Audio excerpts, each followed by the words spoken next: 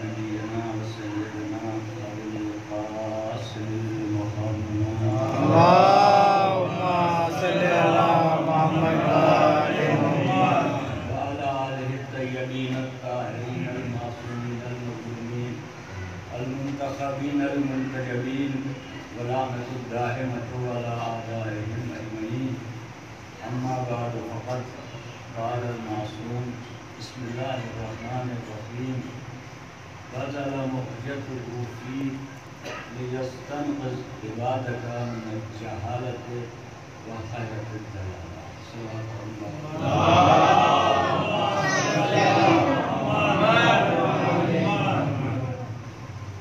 عزیزان محترم،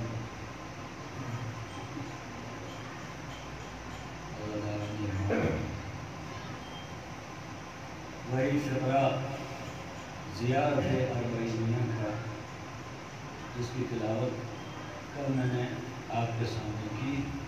ارشاد ہو رہا ہے، کل پوری سند بیان کی تھی کہ امام معصوم فرما رہے ہیں زیارت اربعین میں اللہ کو مخاطب کر کے کہ حسین وہ ہے کہ جس نے اپنا خون دل قربان کیا، اس لیے تاکہ تیرے بندوں کو جہالت کے اندھیرے سے نکال دے، گمراہی کی دلدل سے بچا دے، انقاذ کر دے. کل اس فقرے میں نے ترجمہ کیا تھا وہاں تک کہ جہاں امام نے یہ فرمایا کہ امام حسین نے کربلا کے میدان میں کیا کارنامہ انجام دیا. اگر آپ اس جملے پر غور کریں تو ارشاد یوں ہو رہا ہے کہ بذل مہجتہ، حسین نے اپنا خون دل قربان کیا. کہاں؟ فیک. مخاطب کر کے اللہ کو ارشاد ہو رہا ہے کہ فیک، کہاں؟ تیرے لیے. کس کے لیے؟ اللہ کے لیے. اب اہل علم جانتے ہیں کہ یہاں فی کے معنی لام کے ہیں، یعنی فی اللہ کا ترجمہ آپ للہ کر سکتے ہیں. یعنی امام یہ بتا رہے ہیں کہ حسین نے کربلا کے میدان میں جو کچھ بھی کیا وہ اللہ کے لیے کیا. اللہ یعنی اللہ کے لیے کیا. اب اگر آپ غور کریں تو آپ کو اندازہ ہوگا کہ ایک ہوتا ہے کام اور ایک ہوتا ہے اس کی نیت، یعنی ایک عمل اور ایک اس کی نیت. کوئی بھی عمل اس وقت تک محترم نہیں ہو سکتا جب تک کہ اس کی نیت صالح نہ ہو.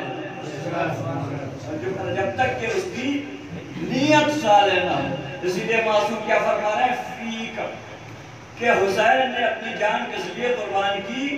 تیرے لیے، تیری رضا کو حاصل کرنے کے لیے. عزیزان محترم، آپ دیکھیں کہ عمل جو ہے، جتنے بھی اعمال ہیں ہم جو کرتے ہیں، عبادات جو ہم کرتے ہیں، وہ اس کی کوئی حیثیت نہیں ہے. نمازوں کی کوئی حیثیت نہیں ہے. کب تک؟ جب تک کہ اس میں نیت شامل نہ ہو. توجہ کر رہے ہیں؟ جب تک کوئی بھی عمل قابل قبول نہیں ہے جب تک کہ اس کی نیت سالم نہ ہو. بھائی نماز آپ پڑھتے رہیے لیکن اگر اس کی نیت صحیح نہ ہو تو نماز ہے نہیں ہے. خدا کیا کہہ رہا ہے؟ ویل للمصلین، کیسے نماز پڑھنے والوں پر ویل ہے. خدا خود کہہ رہا ہے قرآن میں ویل ہے ایسے نماز پڑھنے والوں پر. یعنی ضروری کیا ہے؟ الاعمال بالنیات. میں آپ کو ایک نقطے کی طرف لے جانا چاہ رہا ہوں آرام سے. ظاہر سی بات ہے میں آپ کے یہاں پہلی بار آیا ہوں خطاب کرنے. میرا انداز الگ ہے، میری زبان الگ ہے، میں آپ کے اصطلاحات سے واقف نہیں ہوں تو کبھی کبھی کچھ باتیں ہو جاتی ہیں وہ آپ کے اشکال مجھ تک آتے ہیں. میں کوشش کرتا ہوں کہ ان الفاظ سے پرہیز کرنے کی کوشش کر رہا ہوں. لیکن عزیزان محترم ایک بات ضرور عرض کروں گا کہ جو مجلس سرکار سید الشہداء ہے یہ ہماری اور آپ کی بنائی ہوئی نہیں. مانتے ہیں یہ بات؟ ہم اس کے بانی پوسٹر پر تو لکھے جاتے ہیں مگر ہم اس کے بانی نہیں ہیں. اس کا بانی کوئی اور ہے.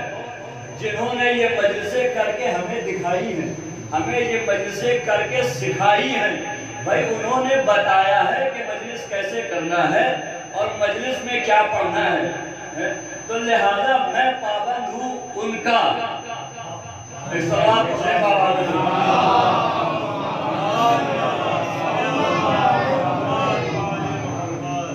اگر آپ یہاں تک پہنچ گئے کہ عمل جو ہے وہ نیت پہ ہوتا ہے، عمل کا دار و مدار مثلا نماز کو چھوڑ دیے، خود مجلس کو اگر آپ عبادت سمجھتے ہیں تو کیا پھر اس میں نیت نہیں ہونا چاہیے؟ مجلس میں آنے کا ایک مقصد ہونا چاہیے، مجلس کے بقا کرنے کا ایک مقصد ہونا چاہیے، مجلس پڑھنے کا بھی ایک مقصد ہونا چاہیے یا نہیں؟ عزیزان محترم، کل خلاصہ کلام یہ ہے کہ ہر عمل اپنی نیت کے اعتبار سے حیثیت رکھتا ہے۔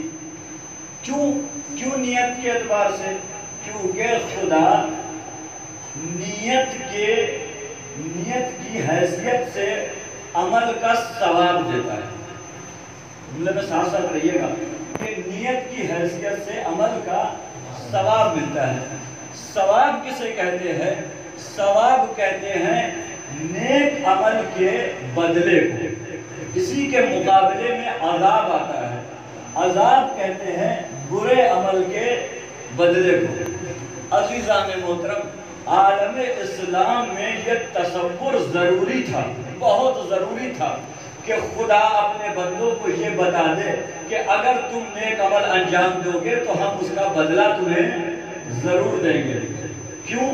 اس لیے ضروری تھا کہ آپ تصور کریں کہ معاشرہ ایک ایسا ہو جائے کہ جس میں یہ تصور پھیل جائے کہ چاہے اچھے عمل انجام دو، چاہے برے عمل انجام دو، خدا کی طرف سے کوئی بدلہ ملنے والا نہیں ہے، تو پھر بتائیے کیا عالم اسلام میں نیکی کا تصور رہ جائے گا؟ نہیں رہ جائے گا۔ لہذا ضروری ہے کہ خدا سے ہم یہ امید لگائیں کہ اگر ہم نیک کام کریں گے تو خدا اس کا بدلہ ہمیں دے گا۔ یہ میں باتیں اپنی طرف سے کہہ رہا ہوں، نئی قرآن اٹھائیے، ارشاد ہو رہا ہے بسم اللہ الرحمن الرحیم وَمَنْ يَعْمَلْ مِثْقَالَ ذَرَّةٍ خَيْرًا يَرَهُ، کہ اگر کوئی ایک ذرے کے برابر بھی نیکی کرے گا تو ہم اس کا بدلہ اسے ضرور دیں گے۔ وَمَنْ يَعْمَلْ مِثْقَالَ ذَرَّةٍ شَرًّا، اور اگر کسی نے ذرہ برابر بھی شر پھیلایا تو اس کا بھی بدلہ ہم اسے ضرور دکھا دیں گے۔ لہذا خدا کے یہاں عمل کا بدلہ ملتا ہے، ہمیں یہ یقین رکھنا پڑے گا، ٹھیک ہے، کہ خدا کی طرف سے عمل کا بدلہ ملتا ہی ملتا ہے۔ خدا یہ کہہ رہا ہے کہ ہم تمہیں عمل کا بدلہ ضرور دیں گے۔ اچھا، یہاں تک بات آ گئی تو اب ایک جملہ عرض کروں کہ یہ بدلہ عمل کا کہاں ملے گا؟ ہم جو عمل انجام دے رہے ہیں اس کا بدلہ خدا ہمیں کہاں دے گا؟ ایک قرآن مجید میں ایک آیت ہے اور اس نے اس مفہوم کو واضح کیا، فرمایا بسم اللہ الرحمن الرحیم وَمَنْ يَرِدْ ثَوَابَ الدُّنْيَا فَنُؤْتِیهِ وَمَنْ يَرِدْ ثَوَابَ الْآخِرَةِ فَنُؤْتِیهِ، کہ دیکھو جو تم میں سے اپنے عمل کا بدلہ دنیا میں چاہے گا ہم اسے دنیا میں اس کا بدلہ دے دیں گے، اور جو یہ چاہے گا کہ اس کے عمل کا بدلہ آخرت میں دیا جائے تو ہم اس کے عمل کے بدلے کو محفوظ رکھیں گے۔ ان اللہ لا یضیع اجر المحسنین، کہ اللہ نیک عمل کرنے والوں کے اجر کو ضائع نہیں کرتا، وہ محفوظ ہے۔ وہ کہاں ملے گا؟ آخرت میں۔ بھائی آیت آپ نے سنی، اس سے نتیجہ یہ نکلتا ہے کہ ان اعمال کرنے والوں میں اور عمل کی جزا پانے والوں میں دو طرح کے لوگ ہیں۔ ایک وہ لوگ ہیں کہ جو اپنے عمل کا بدلہ دنیا میں چاہتے ہیں، جو اپنے عمل کا بدلہ دنیا میں چاہتے ہیں، یعنی وہ یہ چاہتے ہیں کہ ان کے عمل کا سارا کے سارا بدلہ دنیا میں مل جائے۔ نمازیں پڑھ رہے ہیں کیوں؟ تاکہ دنیا دیکھ لے کہ بڑے نمازی ہیں۔ وضع خطا مسلمانوں والی بنائے ہوئے ہیں تاکہ دنیا دیکھ لے کہ بڑے ایماندار ہیں۔ تو پھر خدا کیا کہہ رہا ہے کہ تم نے نمازیں پڑھی جس کو دکھانے کے لیے پڑھی، تو پھر یہ اجر بھی اسی سے مانگنا، ہمارے پاس تمہارا کوئی اجر نہیں ہے۔ تو دو طرح کی قسمیں ہو گئی. میں ساتھ ساتھ چلیے بذرا دیر میں آپ کو ایک نقطے کی طرف لے جا رہا ہوں کہ دو طرح کے لوگ ہو گئے. ایک وہ ہے کہ جو اپنے عمل کا بدلہ دنیا میں چاہتے ہیں. ایک وہ ہے کہ جو اپنے عمل کا بدلہ آخرت میں چاہتے ہیں. ٹھیک، یہ قرآن کا اصولیہ ایک ہمارے پاس آ گیا. مگر اگر آپ ان آیت کو پھیلائیں اور تھوڑی سی توجہ کریں تو آپ کو اندازہ ہوگا کہ یہ قسمیں دو نہیں ہیں، چار بنیں گی. دو نہیں، چار بنیں گی. کیوں؟ آپ مجھے انصاف سے یہ بتائیے کہ کیا عمل کا بدلہ دنیا میں مانگنا کوئی عیب ہے؟ نیکی کا بدلہ دنیا میں مانگنا کوئی عیب ہے؟ نہیں، عیب نہیں ہے. پھر اب میں اس کو سمجھاتا ہوں. چار قسمیں بنیں گی. ایک قسم وہ ہے کہ جو اپنے عمل کا بدلہ دنیا میں چاہتے ہیں، صرف اور صرف دنیا میں چاہتے ہیں. دنیا میں چاہتے ہیں. خدا کیا کہہ رہا ہے؟ دنیا میں تمہیں دے دیں گے. ٹھیک ہے، صرف اور صرف دنیا میں ہی چاہتے ہیں. ایک وہ ہے کہ جو اپنے عمل کا بدلہ صرف اور صرف آخرت میں چاہتے ہیں، دنیا میں انہیں نہیں چاہیے. سلمان سے کسی نے پوچھا کہ سلمان، تمہیں اتنا زمانہ ہو گیا مدینے میں رہتے ہوئے، تم نے اپنے لیے گھر نہیں بنایا، تمہاری اتنی استطاعت نہیں ہوئی کہ اپنے لیے گھر بنا لیتے. سلمان نے کہا کہ سنو، مجھے دنیا میں گھر بنانے کی ضرورت کیا ہے جبکہ جنت میں میرے محل تعمیر ہیں. جنت میں میرے محل تعمیر ہیں. تو یہ کون لوگ ہیں کہ انہیں اپنے عمل کا بدلہ آخرت میں ہی چاہیے. ایک تیسری قسم ہے، وہ لوگ ہیں کہ جو اپنے عمل کا بدلہ دنیا میں بھی چاہتے ہیں اور آخرت میں بھی چاہتے ہیں. وہ کون لوگ ہیں؟ ہمارے یہاں کی طرح مومنین ہیں. ہم مومنین ہیں. ہم کیا دعا کرتے ہیں نماز میں؟ ربنا آتنا فی الدنیا حسنۃ وفی الآخرۃ حسنۃ. کہ بار الہ ہماری نیکیوں کے بدلے میں ہمیں نیکی یہاں بھی دینا، وہاں بھی دینا. توجہ. تو کتنی قسم بیان کی؟ ایک وہ ہے کہ جو اپنے عمل کا بدلہ دنیا میں ہی چاہتے ہیں. ایک وہ ہے کہ جو اپنے عمل کا بدلہ آخرت میں ہی چاہتے ہیں. ایک وہ قسم ہے کہ جو اپنے عمل کا بدلہ دنیا میں بھی چاہتے ہیں اور آخرت میں بھی چاہتے ہیں. ایک چوتھی قسم اور ہے کہ جو اپنے عمل کا بدلہ دنیا میں بھی نہیں چاہتے اور آخرت میں بھی نہیں چاہتے.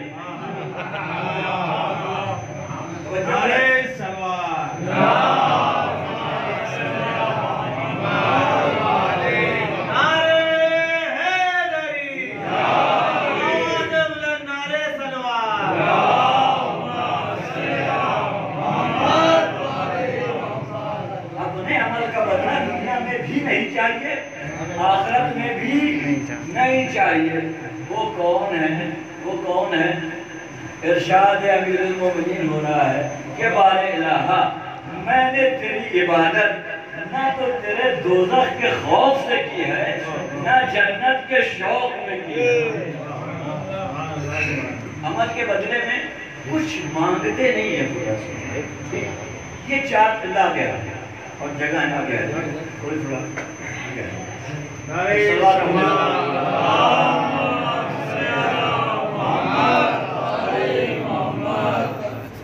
تو دنیا میں بھی نہیں چاہیے، آخرت میں بھی نہیں چاہیے. کیا بدلہ؟ عمل کا بدلہ. اب ایک بات اور عرض کروں کہ یہ جو بار بار میں تکرار کر رہا ہوں، عمل کا بدلہ، عمل کی جزا، اس کے معنی کیا ہے؟ بدلے میں خدا کیا دیتا ہے؟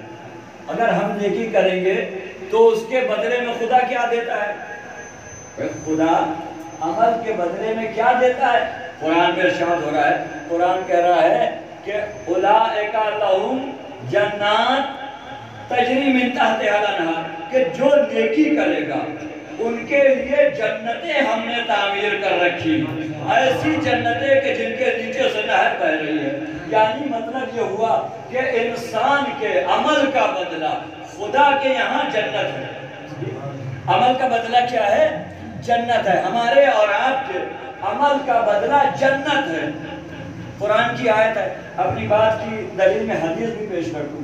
حدیث میں ارشاد ہو رہا ہے کہ دیکھو اما ان ابدانکم فلیس لها ثمن الا الجنہ فلا تبیعوها بغیرها، کہ دیکھو خدا نے تمہیں یہ جو جسم دیا ہے، جو اعضاء و جوارح دیے ہیں، جو ہاتھ پیر دیے ہیں، ان سے جب تم کوئی عمل کرو گے تو پھر یہ یاد رکھنا کہ اس کی قیمت کچھ نہیں ہے. بھائی جو تمہیں ہاتھ پیر اللہ نے دیا ہے اس کی کوئی قیمت ہے؟ کوئی قیمت اس کی نہیں ہے. اگر تم اسے بیچنا تو کسی سستی چیز کے بدلے میں نہ بیچ دینا، بلکہ جب بھی بیچنا تو جنت کے لیے بیچنا. جنت کے لیے بیچنا. ایسا نہ ہو کہ اپنے اعضاء و جوارح سے عمل کرو اور عمل کو اس لیے بیچ دو کہ لوگ دیکھ لیں کہ بڑے عمل کرنے والے ہیں. لہذا مسلمان اپنے عمل کو کس لیے کرتا ہے؟ جنت کے لیے. کہاں چلے جائیں؟ جنت میں چلے جائیں. نمازیں پڑھ رہے ہیں کیوں؟ جنت میں چلے جائیں. روزے رکھ رہے ہیں کیوں؟ جنت میں چلے جائیں. اچھا یہ تو وہ لوگ ہیں کہ جو اپنے عمل کا بدلہ چاہتے ہیں. میں یہیں تک آپ کو لے کے آنا چاہ رہا تھا کہ یہ وہ لوگ ہیں کہ جو اپنے عمل کا بدلہ چاہتے ہیں. اب ذرا ان کی بات کیجئے کہ جو اپنے عمل کا بدلہ چاہتے ہی نہیں، اگر وہ یعنی اہل بیت خدا سے اپنے عمل کا بدلہ مانگنے لگ جائیں تو خدا کیا دے گا؟ بھائی ہم نے کہا ہم نمازیں پڑھ رہے ہیں، بدلے میں خدا کیا دے گا؟ جنت. اگر اہل بیت اپنی نمازوں کے بدلے میں خدا سے بدلہ مانگ لے تو خدا کیا دے گا؟ بھئی خدا کے یہاں بدلے میں ایک شے ہے، وہ کیا ہے؟ جنت ہے. جنت ہے. مگر عزیزو جنت ہمارے عمل کی جزا ہے. اہل بیت کے عمل کی جزا جنت نہیں ہے. اہل بیت کے عمل کی جزا جنت نہیں ہے. کیوں؟ کیونکہ ہماری عبادت کے بدلے میں جنت رکھی گئی ہے. وہ ہیں کہ جن کی ایک ضربت عبادت ثقلین پر بھاری ہو جاتی ہے. تو ہم مانگیں گے تو خدا جنت دے دے گا. اگر اہل بیت اپنی جزا خدا سے مانگنے لگے تو خدا کیا دے گا؟ جنت. جنت تو ان کے عمل کے مقابلے میں چھوٹی سی جزا ہے، چھوٹا سا بدلہ ہے. کیوں؟ جنت کی حیثیت تو اتنی ہے کہ ان کے در کے دیوانے بناتے ہیں اور راتوں میں بیچ دیا کرتے ہیں.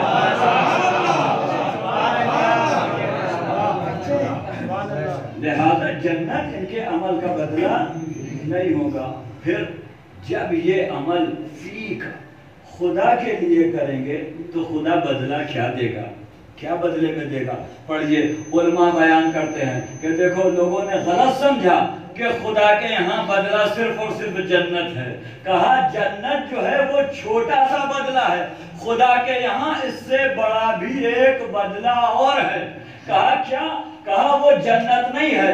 جو بڑا بدلہ ہے، جو اجر عظیم ہے، وہ جنت نہیں ہے بلکہ وہ خدا کی مرضی ہے. وہ خدا کی مرضی ہے. جب ہم عبادت کریں گے تو بدلے میں ہمیں جنت مل جائے گی. بھائی ان کی جزا جنت نہیں ہے بلکہ جب وہ عمل کریں گے تو خدا کی مرضی خرید لیں گے. خدا کی مرضی خرید لیں گے. معلوم یہ چلا کہ سب سے بڑی جزا جنت نہیں ہے. جنت سب سے بڑی جزا نہیں ہے. اب ذرا مقابلہ کر لیجئے کہ اگر ہم یہ کہیں کہ جنت سب سے بڑی جزا نہیں ہے تو ہمیں یہ ماننا پڑے گا کہ پھر دوزخ سب سے بڑی سزا نہیں ہے. دوزخ سب سے بڑی سزا نہیں ہے، جہنم سب سے بڑی سزا نہیں ہے. کیوں؟ اس لیے کہ قرآن میں ارشاد ہو رہا ہے وَمَن يَقْتُلْ مُؤْمِنًا مُتَعَمِّدًا فَجَزَاؤُهُ بِهِ جَهَنَّمُ، کہ جو ایک مومن کو قتل کر دے اس کی سزا کیا ہے؟ جہنم میں اسے ڈال دیا جائے گا. یہ کس کے لیے ہے؟ کہ کوئی اگر عام مومن کا دشمن ہو جائے، کوئی اگر عام مومن کا دشمن ہو جائے تو اس کی سزا یہ ہے کہ وہ جہنم میں جائے گا. مگر اگر کوئی امیر المومنین کا دشمن ہو جائے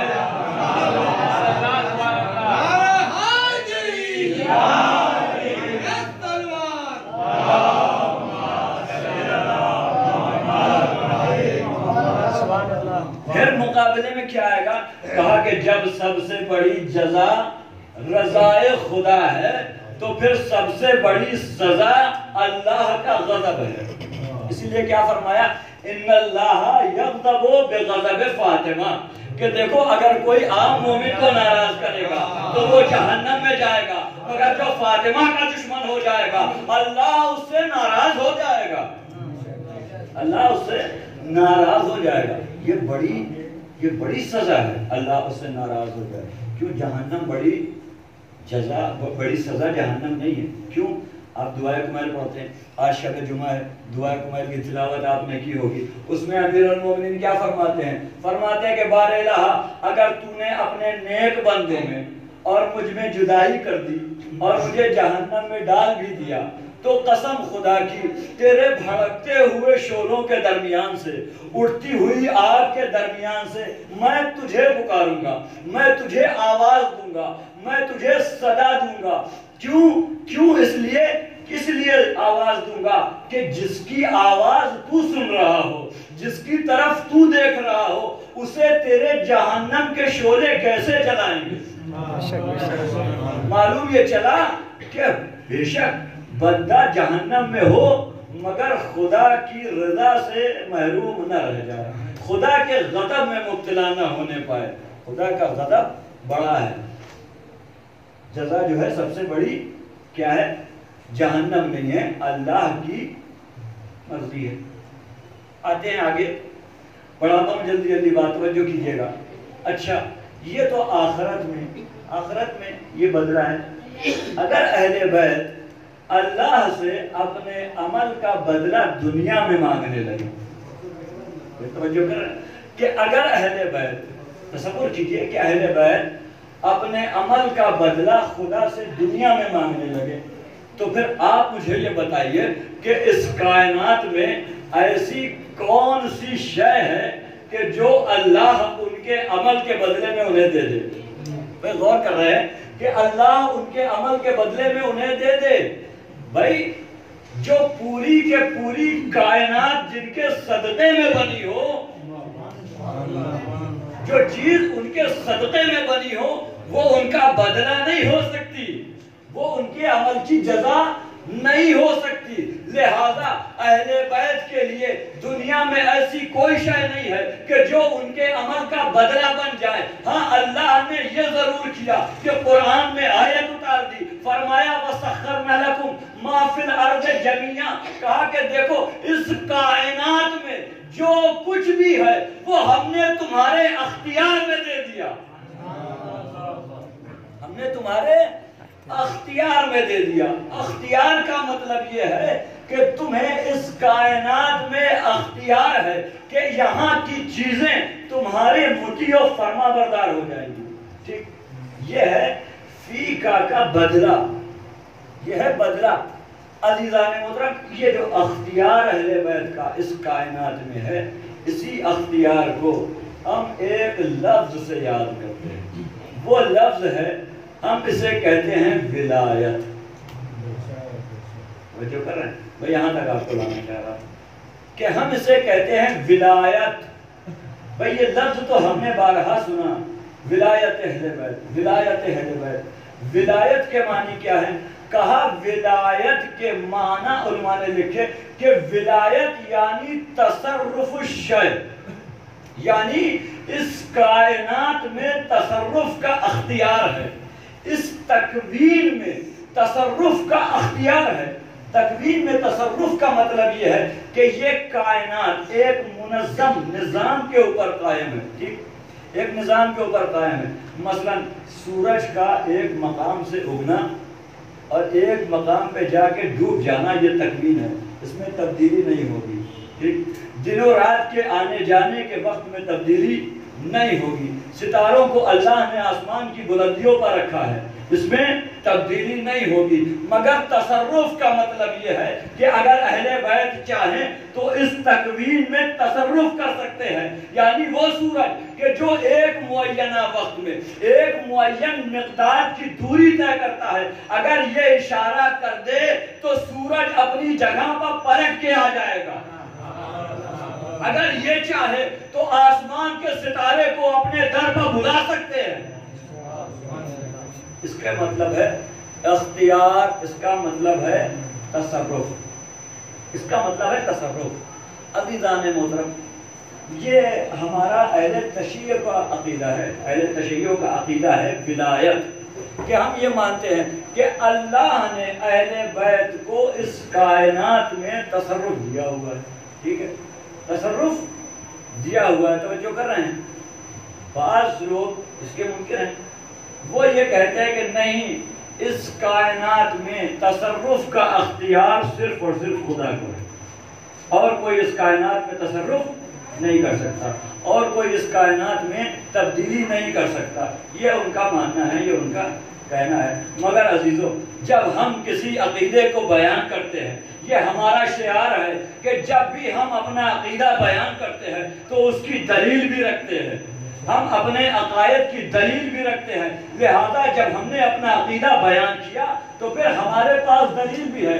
دلیل یہ ہے کہ ہم یہ مانتے ہیں کہ اللہ کے علاوہ بھی کچھ ایسی ہستیاں ہیں کہ جنہیں اس کائنات میں تصرف کا حق ہے، تصرف کا حق ہے، یعنی ان کے پاس ولایت ہے، ولایت ہے ان کے پاس۔ مثال کے طور پہ اب میں آپ کی خدمت میں عرض کروں کہ ولایت کے مطلب میں نے عرض کیا تصرف۔ اب آپ دیکھیں کہ خدا بند عالم قرآن مجید میں ارشاد فرما رہا ہے کیا؟ اللہ ولی المومنین، مومنین کا ولی کون ہے؟ اللہ ہے، یعنی پہلی ولایت کس کی ہے؟ اللہ کی۔ اس کے ہم معترف ہیں کہ اللہ ہی کی پہلی ولایت ہے، تصرف کا حق اللہ ہی کو ہے۔ مگر جس قرآن نے یہ بتایا کہ اللہ کے پاس ہی ولایت ہے، اسی قرآن نے کچھ ایسی مثالیں بھی رکھی ہیں کہ جو ہمیں یہ بتاتی ہیں کہ اس کائنات میں اور بھی ہستیاں ہیں جو تصرف کر سکتی ہیں۔ مثال کے طور پر ارشاد ہو رہا ہے بسم اللہ الرحمن الرحیم فالمدبرات امرا، سورہ نازعات کی آیت ہے ابتدائی، فالمدبرات امرا۔ قرآن یہ کہہ رہا ہے کہ دیکھو اللہ کے فرشتے ہیں کہ جو اس کائنات کے نظام کو چلا رہے ہیں۔ کون ہے؟ اس کائنات کے نظام کو چلانے والے اللہ کے فرشتے ہیں، یعنی اللہ کے فرشتوں کو یہ حق حاصل ہے کہ جب وہ چاہتے ہیں اس کائنات میں ہوا چلتی ہے، جب وہ چاہتے ہیں موسم تبدیل ہو جاتا ہے، جب وہ چاہتے ہیں رات آ جاتی ہے، جب وہ چاہتے ہیں تو سورج ڈوب آتا ہے۔ بھائی جب قرآن یہ بیان کر رہا ہے تو ہمیں یہ ماننا پڑے گا کہ اللہ نے اپنے فرشتوں کو ولایت دے رکھی ہے، ولایت دے رکھی ہے۔ بھائی تبھی تو ان کے اندر یہ اختیار آیا، ولایت دے رکھی ہے۔ بھائی آپ اگر ابھی تک نہیں پہنچے تو میں ایک مثال اور دے دوں، ایک مثال اور دے دوں۔ میں نے کہا کہ اللہ کے بعد فرشتوں کو ولایت کا حق ہے۔ اگر آپ کو یقین نہیں آ رہا ہے تو فرشتوں میں ہی ایک مثال اور لے لیجئے۔ قرآن یہ کہہ رہا ہے کہ دیکھو جب تمہیں موت آئے گی فَلْيَتَوَفَّاكُمْ مَلَكُ الْمَوْتِ، تو تمہیں ملک الموت آئے گا جو تمہاری روح قبض کرے گا۔ سننے میں کتنا آسان لگتا ہے کہ ملک الموت آئے گا روح قبض کر لے گا، ملک الموت کے لیے کتنا آسان ہے۔ مگر عزیزو ذرا پریکٹیکلی سوچئے اور تصور کیجئے کہ یہ کائنات اتنی بڑی ہے اور اس کائنات میں ایک ہی سیکنڈ میں کتنے انتقال ہوا کرتے ہیں، ایک ہی وقت میں کتنے لوگ انتقال کرتے ہیں۔ مثلا مثال کے طور پہ آپ کے یہاں MP میں بھوپال میں ایک انسان کی وقت موت کا آ گیا، ملک الموت کہاں آئے گا؟ آپ بھوپال میں آئے گا۔ اسی وقت لکھنؤ میں کسی کی موت کا وقت ہے، اب ملک الموت کہاں جائے گا؟ لکھنؤ بھی جائے گا، اور جو کرے لکھنؤ بھی جائے گا۔ اسی وقت دور سمندروں سے اس پار مثلا US میں کسی کے موت کا وقت آ گیا تو ملک الموت کہاں جائے گا؟ کہا وہاں بھی جائے گا، کیونکہ روح قبض کرنے والا ملک الموت ہے۔ لہذا ہر جگہ کے اوپر کون آئے گا؟ ملک الموت آئے گا۔ اچھا اب ملک الموت کیا کرے؟ پہلے بھوپال آئے یا پہلے لکھنؤ چلا جائے یا پہلے وہاں امریکہ چلا جائے؟ ملک الموت یہ کر سکتا ہے؟ کام نہیں کر سکتا۔ کیوں؟ کہا قرآن نے منع کیا ہے۔ قرآن یہ کہہ رہا ہے اذا جاء اجلکم، جب تمہاری موت کا وقت آ جائے گا تو نہ ایک لمحہ دیری کی جائے گی نہ ایک لمحہ جلدی کی جائے گی. یعنی یہ ماننا پڑے گا کہ ملک الموت ایک ہی وقت میں الگ الگ مقامات پر نظر آئے گا. توجہ کریں کہ ملک الموت ایک ہی وقت میں الگ الگ مقامات پہ نظر آئے گا. بھئی اب توجہ چاہتا ہوں جملے پہ کہ مسلمان جو ہے، یہ امت مسلمہ جو ہے، ہم اور آپ جو ہے، ہمارے یہاں قرآن سے یہ تصور پایا جاتا ہے کہ ایک ہی شخص کو اللہ یہ اختیار دے سکتا ہے کہ وہ ایک ہی وقت میں الگ الگ مقامات پر نظر آئے. یہ اس کا اختیار ہے. بھائی لوگ عجیب ہے کہ ملک الموت کے لیے تو یہ مان لیتے ہیں، مگر جب ہم یہ کہتے ہیں کہ ہمارے مولا ایک ہی وقت میں 40 دسترخوانوں پر ایک ہی وقت میں نظر آئے، مسلمان ماننے کا تیار ہے. صلوات کو دے بابا دے دو.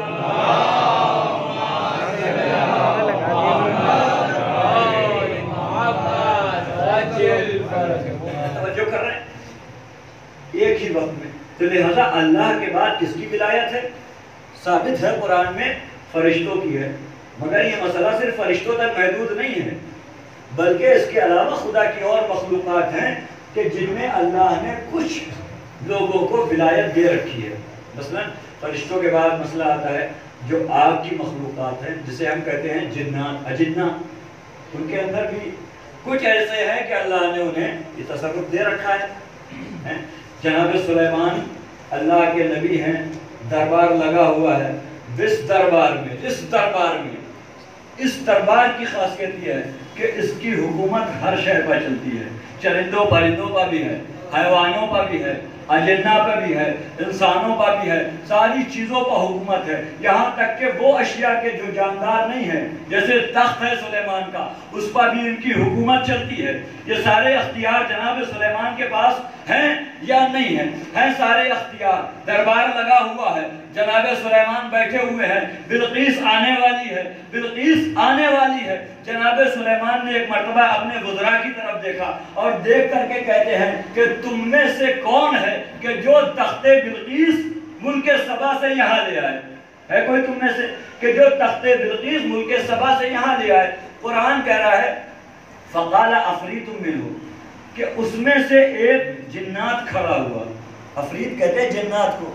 اس میں سے ایک جنات کھڑا ہوا، اس نے کہا انا آتی کبھی، کہ تخت بلقیس میں آپ کے پاس لے آؤں گا. کتنی دیر میں لے کر کے آؤ گے؟ سلیمان نے پوچھا کتنی دیر میں؟ کہا اتنی جلدی لے کر کے آؤں گا، قبل ان تقوم من مقامک، اس سے پہلے کہ آپ اپنی جگہ سے اٹھیں میں تخت بلقیس حاضر کر دوں گا. افریت کہہ رہا ہے، کون؟ جنات کہہ رہا ہے. بھائی جب وہ یہ دعویٰ کر رہا ہے اور اس دعوے کو قرآن میں جگہ مل رہی ہے تو ہمیں یہ ماننا پڑے گا کہ اس جنات کے اندر یہ طاقت ہے کہ وہ ایک چیز کو پلک جھپکتے دوسری جگہ پہنچا دے. یہ اسے اختیار ہے یا نہیں؟ لیکن قرآن یہاں نہیں رکا، اس لیے میں بھی نہیں رکوں گا، آگے بڑھ رہا ہوں. کہ قرآن نے پھر یہ اشارہ کیا کہ جناب سلیمان نے کہا نہیں یہ جلدی نہیں ہے، اور کوئی ہے تم میں سے جو اس سے بھی جلدی لیا ہے؟ تو قرآن کہہ رہا ہے کہ پھر ایک شخص کھڑا ہوا، اس نے کہا انا آتی کبھی، میں تخت بلقیس لے آؤں گا. کہا کتنی جلدی لے کر کے آؤں گا؟ کتنی جلدی لے آؤ گے؟ وہ کھڑا ہوا، اس کا نام تھا آصف ابن برخیہ. کھڑے ہو کے کہتا ہے کہ اتنی جلدی لاؤں گا قبل ان تقوم من مقامک، نہیں قبل ان یرتد الیک الطرف، کہ آپ کی پلک نہیں جھپک پائے گی میں تخت بلقیس لے آؤں گا. کتنی جلدی؟ پلک نہیں جھپک پائے گی. اب آپ مجھے بتائیے کہ پلک جھپکنے میں کتنی دیر لگتی ہے؟ بھائی پلک اتنی جلدی جھپک جاتی ہے کہ خود انسان کو نہیں معلوم چلتا کہ پلک کتنی جلدی جھپک گئی.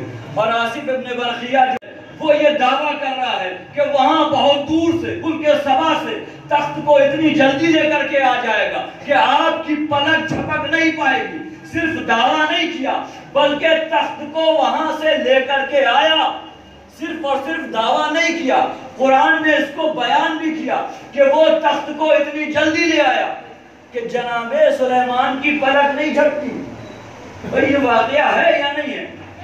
پوچھا کسی نے امام صادق سے کہ مولا یہ آصف ابن برخیہ یہ کیسے کر لیتا تھا؟ اس کے پاس کون سی طاقت تھی کہ جو چیزوں کو اتنی جلدی سے لے آتا تھا، امام نے فرمایا کہ سنو، للہ اثنین و سبعین اسماء الحسنی، کہ دیکھو اللہ کے 72 نام ہیں، اسماء حسنہ ہے، اس میں سے ایک آصف ابن برخیہ کے پاس تھا، ایک اللہ کا اسم اعظم آصف ابن برخیہ کے پاس تھا، لہذا اسے یہ قدرت حاصل تھی۔ امام نے یہ کہا، پھر اس کے بعد فرمایا کہ دیکھو 73 نام ہیں، اس میں سے ایک آصف کے پاس تھا، مگر میرے جد امیر المومنین کے پاس 72 اسموں کا علم تھا۔ ایک آصف کے پاس، 72 امیر المومنین کے پاس۔ بھائی جس کے پاس ایک اسم اعظم کا علم ہے وہ زمین کی چیزیں پلک جھپکتے یہاں سے وہاں کر سکتا ہے، مگر جس کے پاس 72 کا علم ہو اس کا اختیار صرف زمین تک نہیں ہے بلکہ وہ آسمان کے ستارے بھی لا سکتا ہے، سورج بھی بچا سکتا ہے۔ ایک صلوات پڑھ دیں آواز بلند۔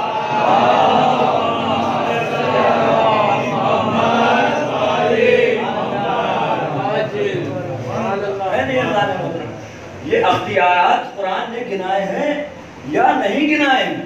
قرآن نے گنائے ہیں، خود ایک تو نہیں، ابھی اور بھی ہمارے پاس دلیل ہے۔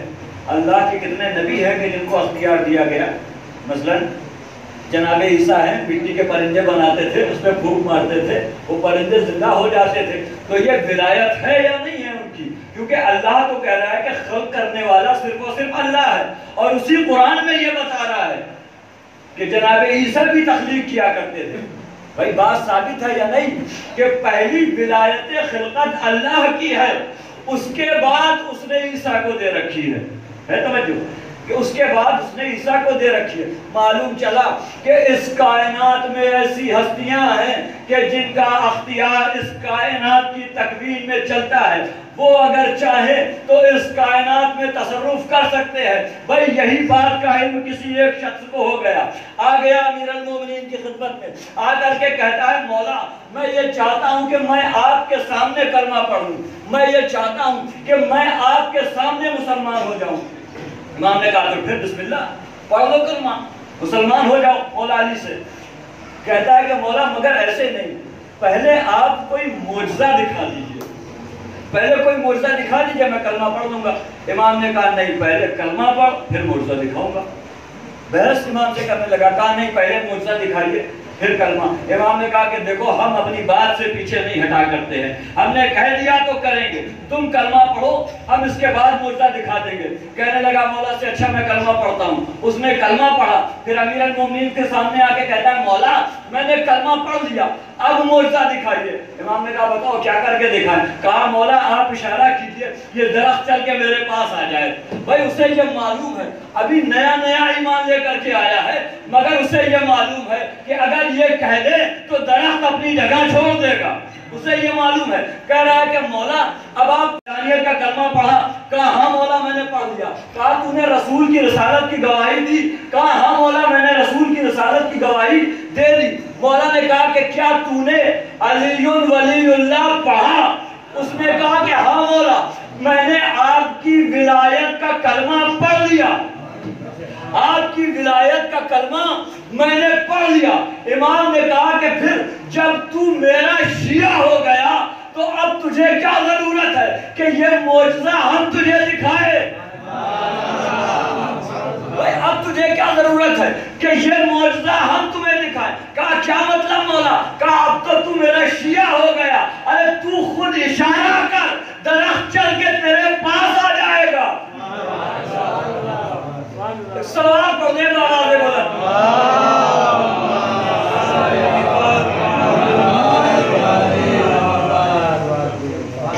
ہے یہ تکوین میں اختیار ہے یا نہیں ہے؟ صرف اس دنیا تک اختیار نہیں ہے۔ اب بات سب کر رہا ہوں ذہن محترم، مجھے معلوم ہے اس کے بعد ایک مجلس اور ہے، میں آپ کے ذہنوں کو تھکانا نہیں چاہتا۔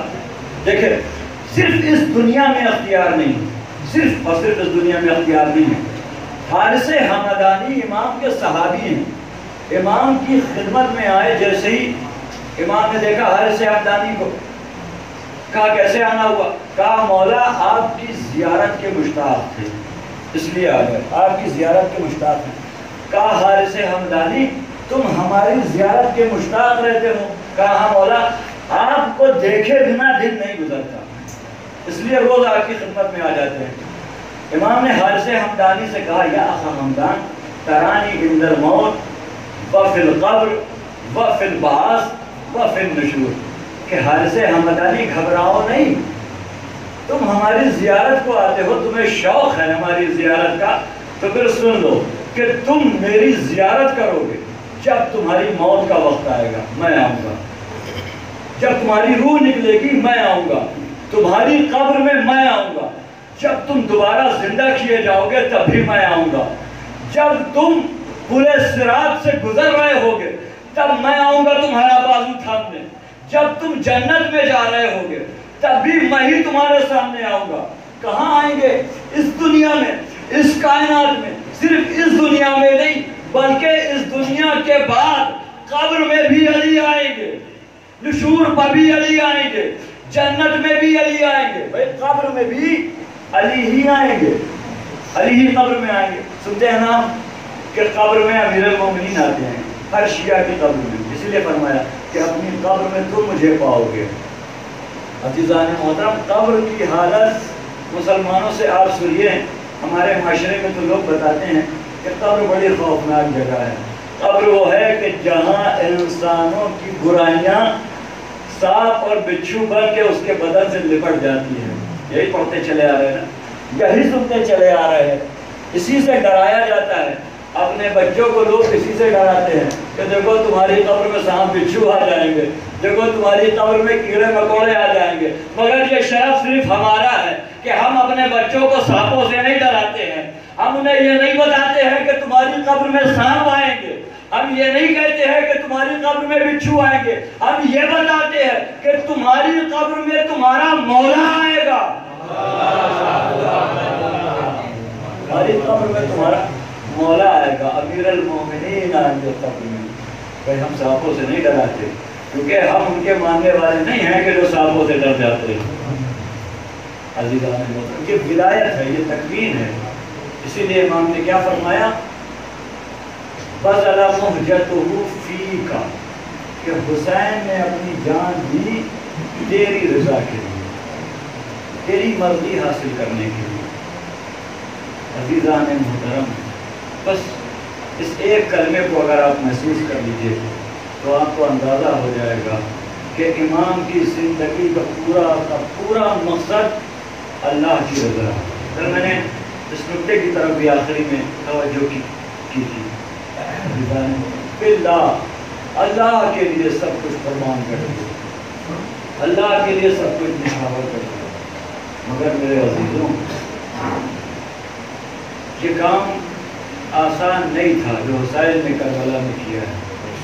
جہاں انبیاء کے پاؤں ڈگمگا جائیں، جہاں اوصیاء نہ ٹھہر پائیں، اس مقام پر حسین اتنے اطمینان سے کھڑا ہوا، اسے حسین کہتے اتنے اطمینان سے کہ جسے خود اللہ نے نفس مطمئنہ کہہ دیا۔ عزیزوں آپ مسائل سنتے ہیں، گریہ بھی کرتے ہیں، یقیناً حق ہے حسین کا کہ آپ اس پہ گریہ کریں، اسی لیے امام نے فرمایا اپنے صحابی سے، کہا کیا تم یہ چاہتے ہو کہ تم زہرا کے ناصروں میں شمار کیے جاؤ، زہرا کے مددگاروں میں تمہارا نام لکھا جائے؟ کہا ہاں مولا، کیا کرنا ہوگا؟ فرمایا ابکی علی الحسین، کہا حسین پر گریہ کرو، حسین پر رو، جو حسین پر ہوتا ہے اللہ اسے زہرا کے ناصرین میں شمار کرتا ہے، جو حسین کے مسائل میں گریہ کرتا ہے۔ عزیزوں مسلسل مجالس کا سلسلہ ہے، آپ حضرات تھکے ہوئے بھی ہوتے ہیں، آپ کی سماعتیں بھی تھک جاتی ہیں، جسم بھی تھک جاتا ہے، مگر جب تھکن کا احساس ہو تو پھر یہ تصور کر لینا کہ آپ 1 یا 2 مجلسوں میں شرکت کرتے ہو، مگر ہمارا عقیدہ یہ ہے کہ جب بھی جہاں بھی کوئی مجلس برپا ہوتی ہے، حسین کی ماں اپنے پسلیوں پر ہاتھ رکھے ہوئے ہر مجلس میں اپنے بیٹے کا پرسہ لینے کے لیے آ جاتی ہے۔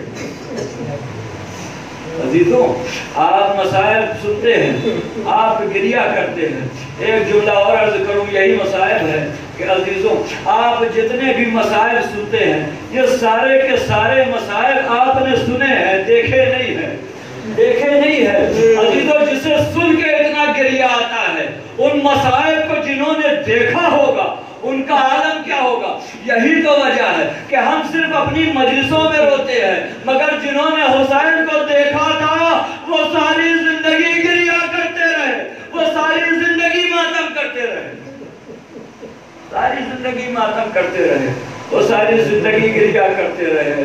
ہاں عزیزو، حسین نے یہی تو آپ سے مطالبہ کیا ہے، یہی تو حسین نے کہا، اے شیعوں کاش کہ تم مجھے دیکھ لیتے، لَيْتَكُمْ فِي يَوْمِ عَاشُورَا جَمِيعًا تَنظُرُونَ۔ اے میرے شیعوں کاش کہ تم میری حالت کربلا میں دیکھ لیتے۔ مولا کیا دیکھ لیتے؟ کہا کہ کاش کہ تم دیکھ لیتے کہ حسین اپنے 6 مہینے کے بچے کو اپنے ہاتھوں پر اٹھا کے فوج اشقیہ سے کہہ رہا تھا کہ میرا بچہ 3 دن کا بھوکا پیاسا ہے، اگر ہو سکے تو اسے 1 قطرہ آب پلا دو۔ ارے کاش کہ تم دیکھتے کہ حسین کے سوالے آپ پہ 3 بار کا تیر چلا، بچے کا گلا چھل گیا، بچہ باپ کے ہاتھوں پر منقلب ہو گیا، بچہ باپ کے ہاتھوں پر منقلب ہو گیا۔ ارے حسین نے مڑ کے جو خیمے کا رخ کیا، عجیب منظر دیکھا کہ مادر خیمہ پر کھڑی ہوئی ہے۔ ارے اپنے بچے کو نہر ہوتے ہوئے دیکھا، آواز دی، یا بنیا امثلو کا ینہر، اے میرے لال کیا تیرے ایسے بچے بھی ذبح کیے جاتے ہیں؟ فَسَيَعْلَمُ الَّذِينَ ظَلَمُوا أَيَّ مُنقَلِبٍ يَنقَلِبُونَ۔ ماتم حسین۔